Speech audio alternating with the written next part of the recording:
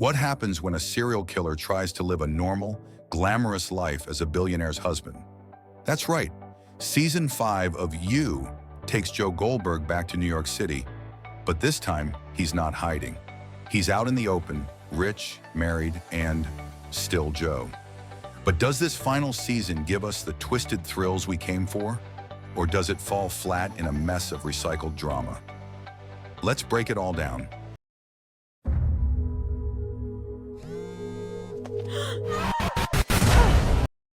The show You started with a bang back in 2018, a dark, gripping story about a charming bookstore manager with a deadly obsession. Joe wasn't just any villain. He made you root for him while he stalked, manipulated, and killed. It was scary, thrilling, and strangely addictive. Now, after 5 seasons, Joe is back in New York City, where it all began. But this time, he's not hiding behind fake names.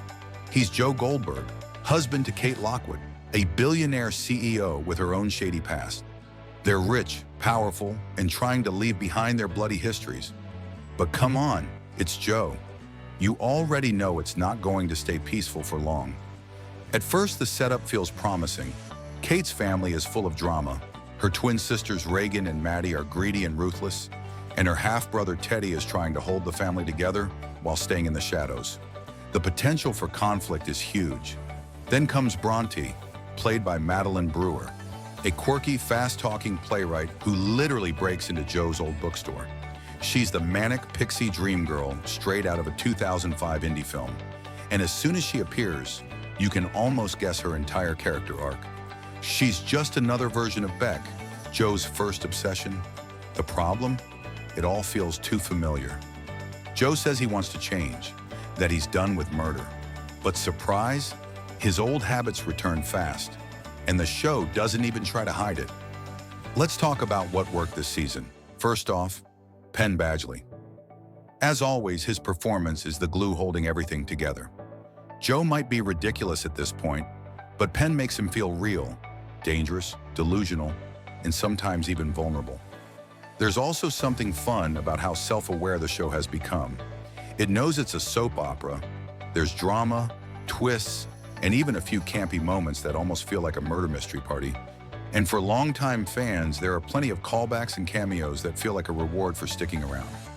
The best parts of the season are still when Joe carefully plans his crimes like a twisted Sherlock Holmes. Even though we've seen it all before, those scenes have tension and cleverness that remind us why we started watching in the first place. I wouldn't cross to protect this family. No. You want us to kill everyone who's suspicious of us for the rest of our lives. Is that so wrong? If it's for the right reasons. Goodbye.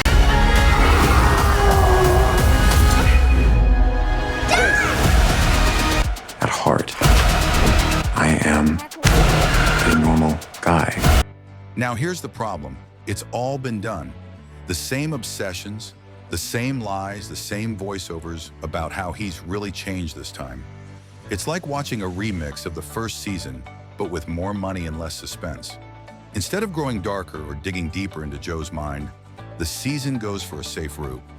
We get lots of flashbacks, dramatic speeches, and forced family drama. But it doesn't feel fresh.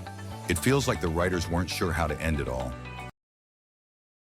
I am over the moon that they're honoring Beck this way, that they're showing that she mattered, that her life mattered, that her artistic voice mattered. Beck was given a really hard time by fans because she wasn't a perfect person. It's nice that this season they're reminding people, hey, she didn't deserve to die. In its best seasons, You made you question your own views. It showed how society lets certain men, especially attractive, white, charming ones, get away with horrible things.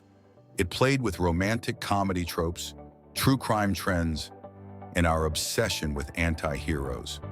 Season 5 could have gone even deeper with that. With Joe out in the open, rich and powerful, it was the perfect setup to explore how fame and wealth protect monsters. But instead, the show takes the easy road. It hints at those ideas, but never fully commits. The creators had a chance to make a bold statement in this final chapter, to really show us how broken Joe is and how the world enables people like him. But they flinched, and the ending?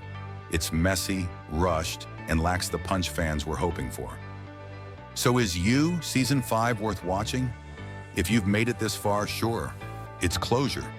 There are moments of fun, solid acting, and flashes of what the show used to be. But it's not the thrilling goodbye it could have been. It's predictable, a bit lazy, and tries to play it safe when it should have gone all in. Joe Goldberg deserved a smarter ending, or at least one as twisted as he is.